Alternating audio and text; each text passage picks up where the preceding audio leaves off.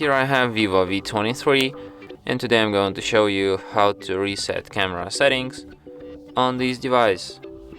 So firstly you have to open camera, then tap here, go to its settings, scroll down to the bottom and select reset, and then confirm.